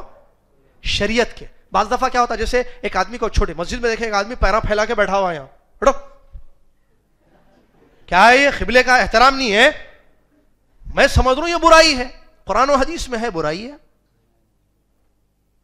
ایک آدمی کھڑے ہو کر پانی پی رہا ہے, پکڑ کے بٹھاؤں گا میں اس کو؟ نہیں, کھڑے ہو کر پینا جائز ہے, کھڑے ہو کر پینا جائز ہے, صحیح مسلم کی حدیث ہے. آپ روکیں گے ہاتھ سے؟ تو بعض دفعہ کیا ہوتا ہے, ہم اس کو برائی سمجھتے ہیں لیکن قرآن و حدیث میں وہ برائی نہیں ہے. تو اس لیے علم منکر کا ہونا ضروری ہے کہ یہ قرآن و حدیث کی روشنی میں برائی ہے. آپ کے پاس علم ہے, پڑھے آپ, لکھے, علماء سے رجوع ہے, حدیث سمجھے, آپ جا کے روک سکتے اس کو. اس کے لیے یہ کنڈیشن ہے جو علماء نے بیان کیا ہے. اسی طریقے سے علامہ ابن قیم رحمۃ اللہ نے بڑی اچھی بات بیان کی ہے اس سلسلے میں. کیا؟ برائی کو ہاتھ سے روکنے کے سلسلے میں. اگر آپ دیکھتے ہیں, یعنی انہوں نے کچھ کنڈیشنز بیان کی ہیں, کچھ حالات. نمبر 1, اگر آپ دیکھتے ہیں کہ آپ ہاتھ سے اس برائی کو دور کریں گے تو اس سے بڑی برائی آئے گی, تو یہاں حرام ہے روکنا. کیا کہتے ہیں؟ ہاتھ سے روکنا حرام ہے, نمبر 1. نمبر 2, اگر آپ دیکھتے ہیں کہ وہ برائی ہٹا دیں گے تو سیم اس کے جیسی برائی آئے گی, اسی لیول کی, تب بھی یہ جائز نہیں ہے, ممنوع. روک سکتے آپ ہاتھ سے؟ نہیں روک سکتے. تیسری چیز کہ اگر آپ برائی ہٹا دیں گے تو اس کی جگہ بھلائی آئے گی, تو آپ یہاں پر اس برائی کو دور کر سکتے ہیں، اس برائی کو دور کر سکتے ہیں۔ یہ کچھ کنڈیشنز علامہ ابن قیم رحمۃ اللہ نے بیان فرمایا ہے۔ چلیے، زبان سے انکار کون لوگ کریں گے؟ اہل علم یا علماء یا خطباء، خطیب زبان سے روکیں گے، علماء لوگوں کو بیان کریں گے کہ یہ برائی ہے، اس کو مت کرو۔ آپ گھر کے اندر ہیں، ٹھیک ہے، آپ اپنے بڑے بھائی میں، بہنوں میں، ہاتھ سے وہیں روکنے کا مسئلہ نہیں ہے، وہاں استطاعت نہیں ہے، تو آپ زبان سے ان کو سمجھا سکتے ہیں کہ یہ برائی ہے، اس سے یہ غلط کام ہو رہا ہے، اس کام کو چھوڑ دیا جائے۔ یہ وہ لوگ کریں گے جو اس کے اہل ہیں یا استطاعت رکھتے ہیں، جس میں علماء ہیں، خطباء، ائمہ وغیرہ ہیں۔ دل سے انکار ہر مومن، غیرت مند مومن کا کام ہے۔ جو بھی مومن ہے، ایمان والا ہے، وہ دیکھتا ہے کہ معاشرے میں، سوسائٹی میں برائیاں پھیل رہی ہیں، اس کے پاس طاقت نہیں ہے، نہ ہاتھ سے روکنے کا وہ اہل ہے، نہ زبان سے روکنے کا وہ اہل ہے، تو کم سے کم اپنے دل سے اس کو ضرور برا جانے، کیونکہ یہ سب کر سکتے ہیں، یہ سب لوگ کر سکتے ہیں۔ اس سلسلے میں جو ہے کچھ ضروری قواعد ہیں، سن کر آپ تشریف لے جائیں۔ نمبر 1، اگر منکر کو دور کرنے سے بڑا منکر لازم آتا ہے، اس کو چھوڑ دیا جائے گا۔ شیخ الاسلام ابن تیمیہ رحمۃ اللہ علیہ کے بارے میں واقعہ آتا ہے، اس کی دلیلیں موجود ہیں۔ ایک واقعہ، تاتاریوں کا فتنہ آپ کو معلوم ہے، انہوں نے بڑے فتنہ کیا، بڑا قتل و غارت کیا ہے، تو ان کے زمانے میں شیخ الاسلام ابن تیمیہ رحمۃ اللہ نے دیکھا کہ تاتاری لوگ جو ہے بیٹھ کر شراب پی کر نشے میں مست تھے، تو ان کے شاگرد نے ان کو شراب پینے سے روکنے کے لیے اقدام کیا، کہا کہ میں ان کو روکوں گا کہ مت پیئے یہ لوگ شراب، کیوں؟ کیونکہ شراب پی رہے، نشہ کریں گے یہ لوگ۔ تو ابن تیمیہ رحمۃ اللہ نے فرمایا چھوڑ دو ان کو۔ جا رہے تھے شاگردوں کے ساتھ، لوگ شراب پینے کے لیے بیٹھے ہوئے تھے، تاتاری لوگ، تو شیخ الاسلام ابن تیمیہ رحمۃ اللہ نے فرمایا کہ ان کو چھوڑ دو، ان کا پینا مسلمانوں کے قتل سے کم ہے، یہ ہوش میں آئیں گے، قتل عام ہوگا لوگوں کا، چھوڑو ان کو، نشے میں رہنے دو۔ بڑے منکر سے بچنے کے لیے چھوٹا منکر چھوڑ دیا گیا۔ یہ قواعد ہے، اس کی دلیلیں موجود ہے حدیثوں کی روشنی میں۔ نمبر 2، اگر حاکم وقت میں منکرات ہوں تو کیا کیا جائے گا؟ بادشاہ کے اندر اگر ہم برائیاں دیکھتے ہیں تو خروج نہیں کریں گے، البتہ نصیحت کر سکتے ہیں اس تک پہنچ کر، تو ہم اس تک پہنچ کر نصیحت کریں گے، لیکن بغاوت، خروج نہیں کیا جائے گا۔ سلف صالحین کا عقیدہ تھا ہم ظالم حکمرانوں پر خروج کرنے کو جائز نہیں سمجھتے ہیں۔ آخری اہم پوائنٹ، شریعت کا مقصد ہے منکرات ختم ہو جائیں، نہ کہ فتنہ و فساد برپا ہو جائے۔ شریعت اسلامیہ جو اللہ عز و جل کا دین ہے، اس کا پاکیزہ مقصد ہے، اور وہ کہ برائیاں معاشرے سے ختم ہو جائیں، یہ نہیں کہ دنیا میں فتنہ اور فساد برپا ہو جائے۔ شریعت نے فتنے کو پسند نہیں کیا ہے۔ اللہ تبارک و تعالیٰ قرآن میں فرماتا ہے ان اللہ لا يحب فساد، اللہ تعالیٰ فساد کو، مفسدین کو، دنیا میں فساد پھیلانے والوں کو اللہ ہرگز پسند نہیں کرتا ہے۔ لہٰذا منکرات کو دور کرتے ہوئے خوارج نے جو منہج اپنایا کہ منکرات کو دور کرنا چاہتے ہیں بادشاہوں سے، اس کے ذریعے کتنا فتنہ ہوا، کتنا فساد ہوا، کتنا قتل ہوا، کتنی خون خرابے ہوئے، دنیا اس سے واقف ہے۔ لہٰذا یہ شریعت کا مقصد نہیں ہے کہ آپ برائیوں کو ہٹا کر دنیا میں خون خرابے کا ماحول پیدا کر دیں۔ شریعت یہ چاہتی ہے کہ برائی ہٹ سکتی ہے تو اس کو ہٹا دیا جائے، اگر نہیں ہٹ سکتی ہے تو اس کو اس کے حال پہ چھوڑ دیا جائے۔ برائی کرنے والے کو اس کی سزا دی جائے گی، یہ شخص صبر کرتا ہے، اس کو اپنی سزا، دل سے اس کو برا سمجھتا ہے، اس کو جو ہے اس کا اجر اس کے پاس محفوظ ہے۔ خلاصہ کلام کیا ہے؟ خوارج خطرناک فتنہ ہے، اس سے اپنے آپ کو بچانا چاہیے اور اپنے آپ کو اس سے نجات دلانی چاہیے۔ اس کے لیے واحد راستہ ہے سلف کا منہج، سلف کا منہج اپنانا، اس کی اسٹڈی ہو، اس کو معلوم کیا جائے۔ مختصر آپ کے سامنے آج بیان کیا گیا، تفصیل اپنی جگہ ہے سلف کے منہج کی، اس کی اسٹڈی کی جائے، اس کو معلوم کیا جائے، سلف کے منہج کو اختیار کریں گے تو ہم یہ باطل فرقوں سے اپنے آپ کو بچائیں گے۔ جذبات میں آ کر منکرات کو دور کرنے کا غیر اسلامی طریقہ نہیں اپنانا چاہیے۔